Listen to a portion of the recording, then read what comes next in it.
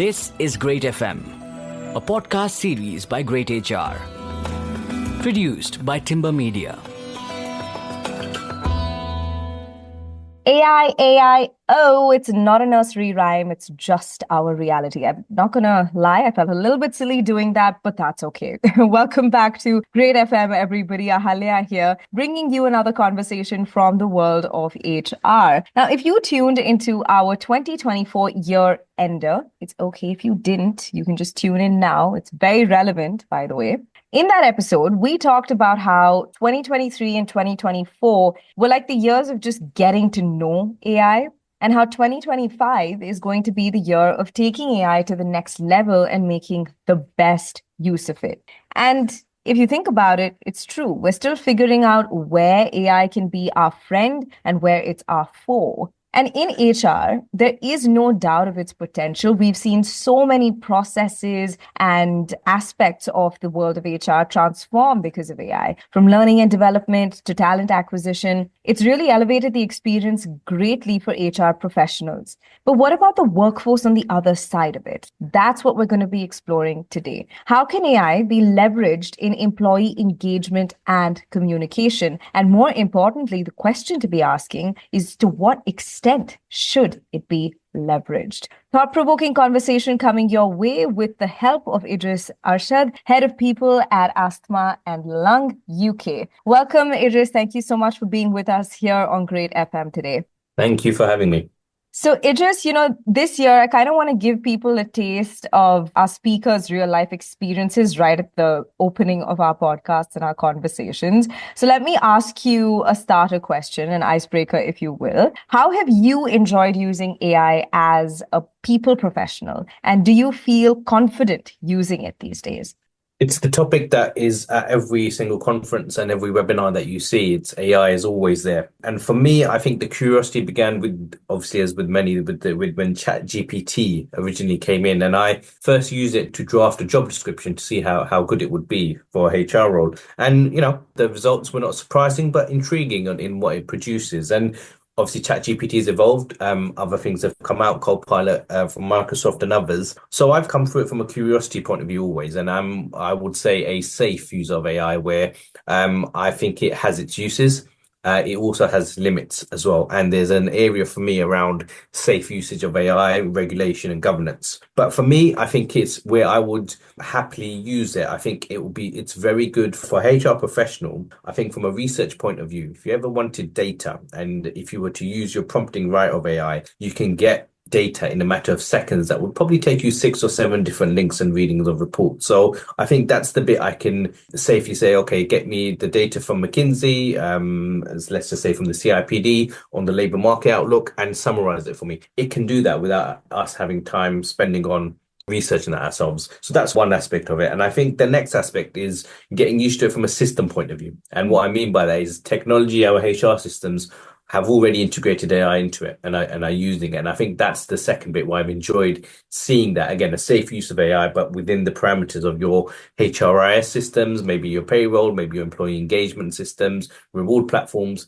I think that's the second. I'm really curious again to see how far AI can take that. And that's the 2 areas I would pick out.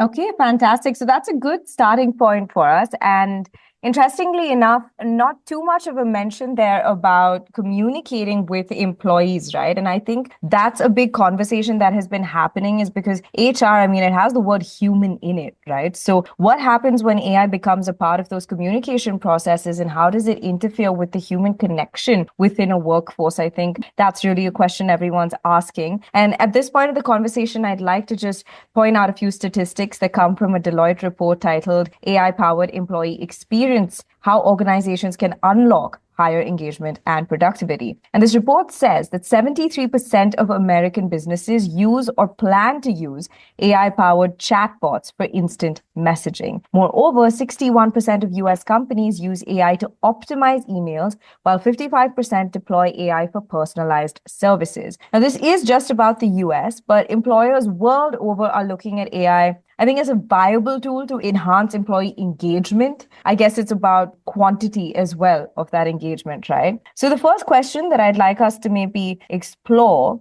is, in which areas? Like, just how far can AI be used to connect with people in this sphere of employee engagement, do you think?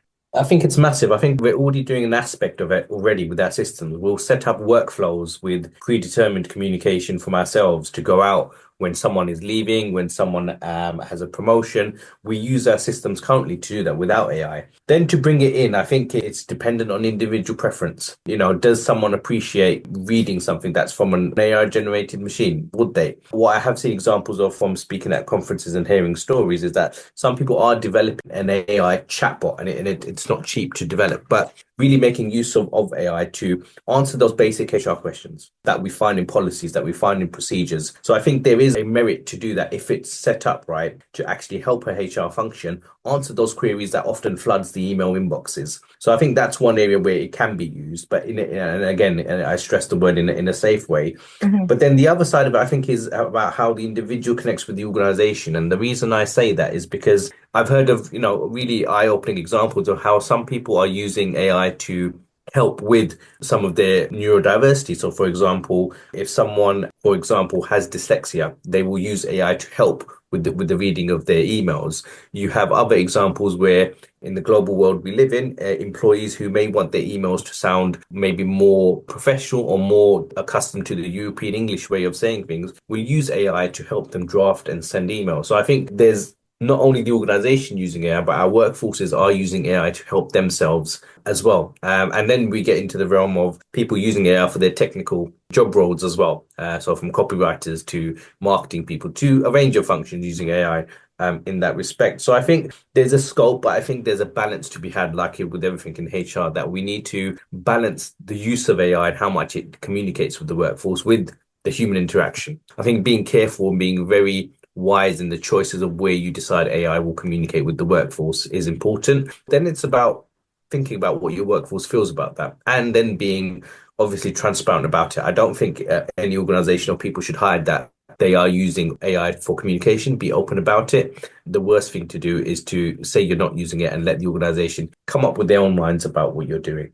Yeah, absolutely. I mean, I think feedback is also so important, like you just mentioned, to, try and understand, gauge how your workforce is feeling about the AI interventions. But let's go back to that human touch point that you were talking about. At what point is AI intervention too much, where it will start to take away from that human touch in communication and engagement? I think that point was too much of, I mean, we get a lot of messages anyway in the workplace from our teams, our Slack, our emails, people, meetings. So there's a lot of messaging coming our way. There's also this, I think, fatigue of when you see messages come in, if you see it from the same sender, it becomes a bit, I'll easily ignore it. So I think it's really being really purposeful about why you're using AI in the first place. I think it comes from that strategic point of view. Why would you use AI to communicate with your workforce for purposes of engagement? So I think there needs to be a piece of work done by definitely HR professionals in collaborations with others about why they're using AI in the way they are. What benefits is that going to realize? Now,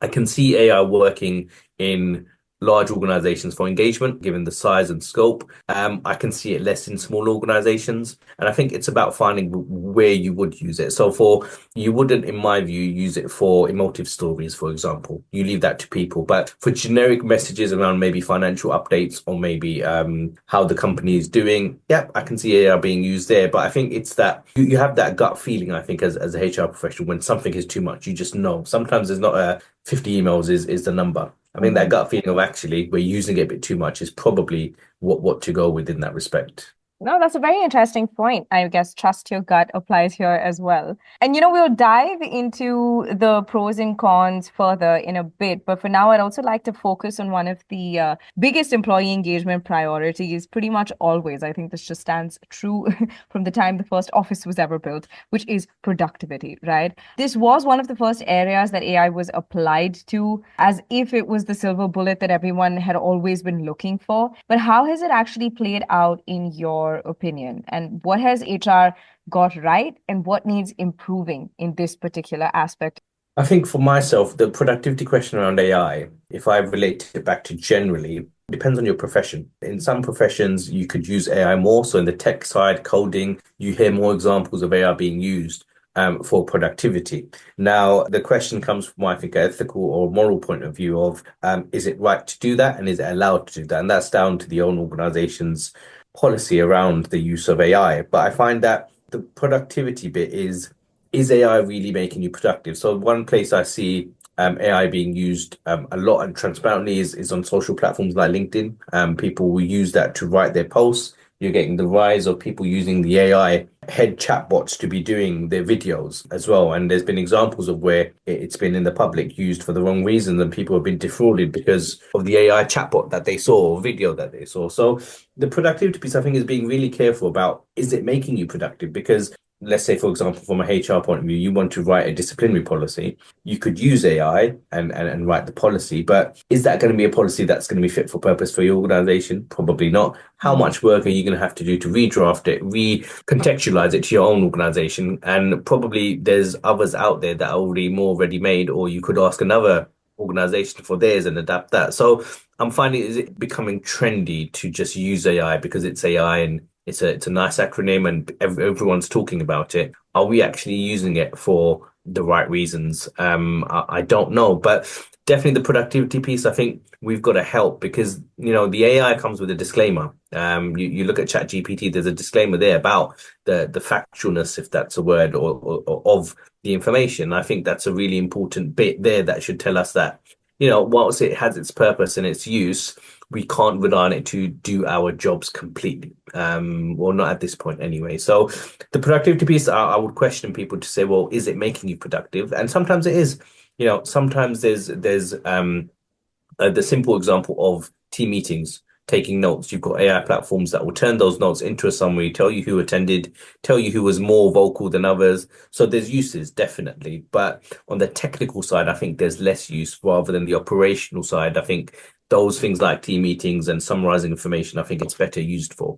No, absolutely. And I really like this idea of purpose because I think it puts intention into the practice, right? Like you said, I think AI is just exciting for a lot of people. So we tend to go a little crazy with it as if it's the new toy in town. But very quickly, I think you realize that it's not worth it to have all of these AI tools in your company, within your organization, confusing people and, getting into the mix of all of it and not making too much of a difference at all, right? Not even an incremental change. So I think that that's a really, really valid point. Now, also to introduce communication, which is another big aspect of this conversation, Idris. How is HR using AI in widespread communication? I think you've already touched upon that, but I guess more importantly, what are we getting right there and what needs improving as a fraternity? Well, I think with AI and communication, I don't think we're there yet as a profession. I think we're still figuring out the impact of AI on our organizations and our workforces. So I think we're not quite at the point where we can say, I'd find it rare for someone to have embedded AI in a way that is communicating with the organization. I think we're still grappling towards that kind of governance and regulation piece in our organization about how we should use AI, where can AI benefit us? And if it does, what's the cost? And how do we train people? And how do we get people to use it? Or should we even use it at all? I think from my view, the profession is very much at a stage where it's using it in bits. Like I said, from a system point of view, our HR information systems, our ATSs, applicant tracking systems are all embedding AI into their systems. So I think it's more prominent there. I think from a communication perspective, I think there's a way to go in my view. I haven't seen many or even a few examples of how people are using AI to communicate openly with their workforces and saying they're using AI. That's the second bit, actually being transparent. So I think in my view, there's some progress to be made and some steps to be taken before we get there. Okay, well, that's good to know. I guess it gives us a little bit of vision and direction on where we need to be headed. And at this point, do you think we have any kind of clarity on what aspects of employee engagement and communication can't or shouldn't be outsourced to AI? When it comes to HR, it's such a dynamic field. I think we get a reminder of that every time we have a conversation on Great FM.